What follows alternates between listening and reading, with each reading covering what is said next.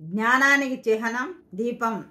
దీపావళి అంటే పూర్వకాలం బుద్ధుడు ఎవరి జ్ఞానాన్ని వాళ్ళే అనుభవపూర్వకంగా తెలుసుకోవాలి అని చెప్పారు. ఎట్లా అంటే, నన్ను నమ్మొద్దు, నా మాటలు నమ్మొద్దు, ఇతరుల మాటలు నమ్మొద్దు, మిమ్మల్ని మీరు నమ్ముకోండి, మీ మీ అనుభవాలే మీ జ్ఞానం అని అప్పుడు ఆ రోజులో చెప్పారండి.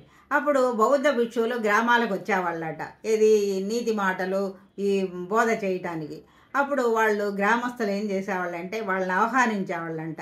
ఆ గ్రామంలో రెండు వైపుల దీపాలు వరుసలు పెట్టి వాళ్ళని ఎంతో ప్రేమతో గౌరవంగా ఆహ్వానించి అక్కడ లోపల వాళ్ళ వేదికలాగా, వేదిక అంటే వేదికలే కాదండి, చెట్టు కింద ఎక్కడో పెట్టి వాళ్ళు మాటలు వినేవాళ్ళంట, ఆ ప్రబోధాలు బోధనలు వినేవాళ్ళంట. అప్పుడు సంబరాలు చేసుకునేవాళ్ళంట. ఆ సంబరాలే ఈ దీపావళి అయింది. దీపం అంటేనే గొప్ప జ్ఞానజ్యోతి అండి. జై హింద్.